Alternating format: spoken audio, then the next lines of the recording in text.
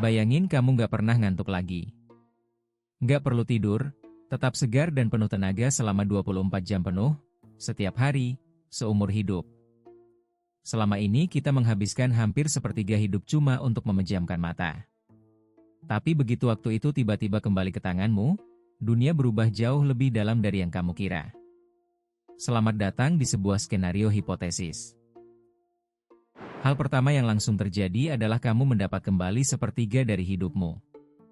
8 jam setiap hari yang dulu hilang, sekarang jadi milikmu sepenuhnya.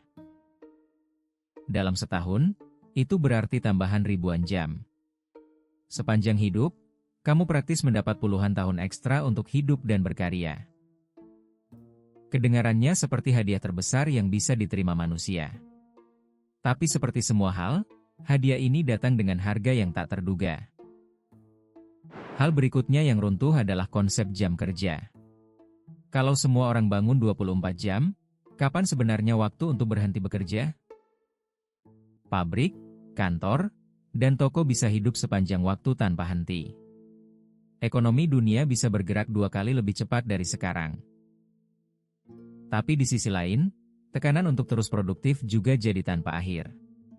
Kalau semua orang bisa bekerja kapan saja, kapan kamu boleh benar-benar berhenti?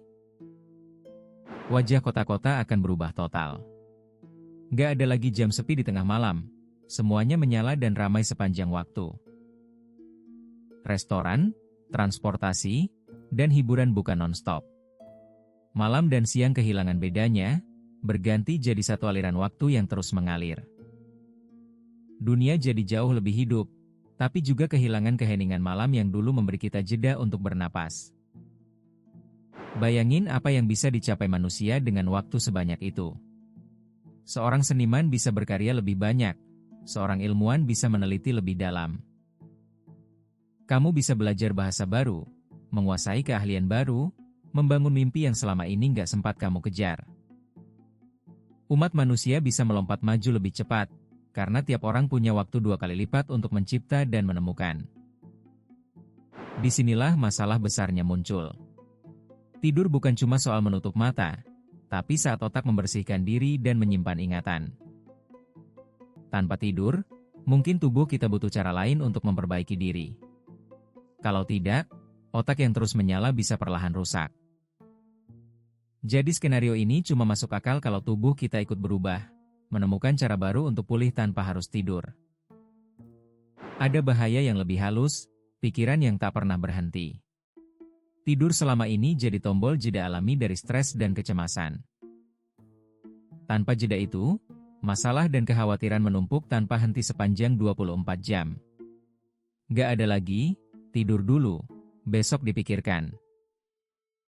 Bisa jadi manusia justru butuh menciptakan jeda buatan, waktu tenang untuk berhenti sejenak, agar pikirannya tetap sehat. Sekarang pikirkan ketidakadilannya. Bagaimana kalau kemampuan tidak tidur ini harus dibeli, dan cuma orang kaya yang mampu? Yang kaya bisa hidup 2 kali lebih produktif, sementara yang miskin tetap kehilangan sepertiga waktunya. Jurang di antara mereka melebar drastis. Waktu, yang dulu adil dan sama untuk semua orang, tiba-tiba jadi barang mewah yang bisa dibeli. Dan itu mengubah segalanya. Hubungan antar manusia juga bergeser. Kalau semua orang punya jadwal yang berbeda-beda sepanjang 24 jam, kapan kalian bertemu? Malam yang dulu jadi waktu berkumpul keluarga bisa hilang. Setiap orang sibuk di jamnya masing-masing, saling berpapasan tanpa benar-benar bertemu. Tapi di sisi baiknya, orang tua punya lebih banyak waktu untuk anak-anaknya. Semua tergantung bagaimana manusia memilih memakai waktu ekstra ini. Industri hiburan akan meledak. Kalau semua orang bangun sepanjang waktu, permintaan akan film, game, dan tontonan jadi tak pernah surut. Tapi hiburan tanpa batas juga bisa jadi jebakan. Waktu ekstra yang berharga bisa habis begitu saja untuk hal yang sia-sia. Disinilah manusia diuji. Apakah waktu tambahan dipakai untuk tumbuh, atau justru tenggelam dalam hiburan tanpa akhir? Ada sisi gelap yang jarang dipikirkan, keamanan. Selama ini, malam yang sepi memberi jeda bagi banyak hal. Dengan semua orang aktif sepanjang waktu, aktivitas baik dan buruk sama-sama nggak pernah berhenti. Dunia yang selalu menyala butuh pengawasan tanpa henti. Jam-jam sepi yang dulu jadi tanda waktu beristirahat, kini hilang. Dan dengan hilangnya malam, hilang juga sebagian rasa aman kita. Sekarang pikirkan planet kita. Kalau seluruh dunia aktif 24 jam, konsumsi energi bisa melonjak tajam. Lampu, mesin, dan alat yang menyala non-stop menuntut listrik dan sumber daya yang jauh lebih besar dari sekarang. Manusia mungkin dapat waktu lebih banyak, tapi bumi justru dapat beban lebih berat. Setiap keuntungan selalu ada ongkosnya. Ada yang hilang dan ini menyentuh mimpi. Saat tidur, otak kita mengembara, memproses perasaan, dan kadang melahirkan ide-ide gila yang cemerlang. Banyak penemuan dan karya seni besar lahir dari mimpi. Tanpa tidur, pintu ke dunia bawah sadar itu bisa tertutup selamanya. Mungkin manusia jadi lebih produktif, tapi kehilangan sebagian keajaiban dan misteri yang cuma bisa datang dari alam mimpi. Ini pertanyaan paling dalam. Kalau manusia bekerja terus tanpa istirahat, apa bedanya kita dengan mesin? Istirahat, jeda, dan santai adalah bagian dari apa yang membuat kita manusia. Tanpa itu, kita berisiko kehilangan sebagian dari jati diri kita. Mungkin nilai tidur bukan cuma memulihkan tubuh, tapi mengingatkan kita bahwa hidup bukan cuma soal produktif tanpa henti. Dengan waktu ekstra yang begitu berharga, muncul pertanyaan kekuasaan. Siapa yang mengatur bagaimana waktu 24 jam ini dipakai? Perusahaan bisa menuntut karyawan bekerja lebih lama, karena tidak ada lagi alasan lelah atau butuh tidur. Batas antara hidup dan kerja bisa lenyap.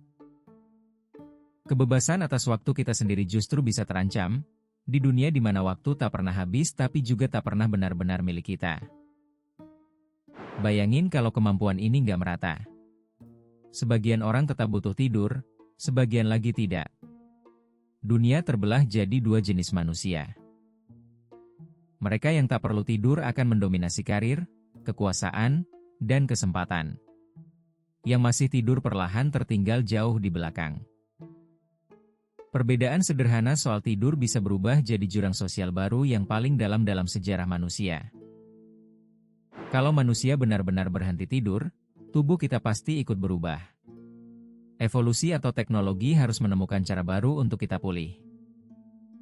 Mungkin muncul semacam mode istirahat singkat, di mana tubuh memulihkan diri hanya dalam beberapa menit, bukan berjam-jam. Manusia yang seperti ini secara harfiah adalah spesies yang berbeda dari kita sekarang. Sebuah babak baru dalam sejarah evolusi. Dunia pendidikan juga berubah drastis. Dengan waktu belajar yang praktis tak terbatas, seorang anak bisa menyerap ilmu jauh lebih banyak. Tapi tekanan untuk terus belajar tanpa jeda juga bisa mencuri masa kecil. Bermain dan bersantai justru bagian penting dari tumbuh kembang. Pertanyaannya bukan seberapa banyak yang bisa dipelajari, tapi apakah kita masih menyisakan ruang untuk sekadar menjadi anak-anak. Kita juga harus jujur, perubahan sebesar ini nggak akan mulus. Tubuh dan kebiasaan manusia sudah terbentuk oleh siklus tidur selama ribuan tahun. Generasi pertama mungkin bingung harus mengisi malam dengan apa. Dunia belum dirancang untuk manusia yang tak pernah tidur. Butuh waktu panjang sampai kebiasaan, aturan, dan kota benar-benar menyesuaikan diri dengan cara hidup yang sama sekali baru ini. Akhirnya kita kembali ke pertanyaan awal. Hidup tanpa tidur itu sebenarnya hadiah waktu yang luar biasa, atau beban yang tak pernah selesai? Buat sebagian orang, ini kesempatan tak terbatas untuk berkarya, belajar, dan mengejar semua mimpi tanpa kehabisan waktu. Tapi buat yang lain, justru tidurlah yang diam-diam menjaga kewarasan kita. Dan mungkin, jeda kecil setiap malam itulah yang membuat kita tetap manusia. Jadi, hidup tanpa tidur ternyata bukan sekadar mendapat waktu lebih banyak.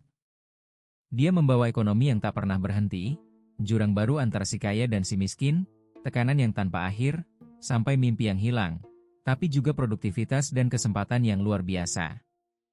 Mungkin justru jeda kecil setiap malam itulah yang diambil menjaga kita tetap sehat dan tetap manusia. Kalau skenario kayak gini bikin kamu mikir, subscribe biar nggak ketinggalan episode berikutnya. Dan menurut kamu, kalau ditawari sekarang, kamu mau hidup tanpa perlu tidur, atau cukup seperti sekarang? Tulis jujur di komentar.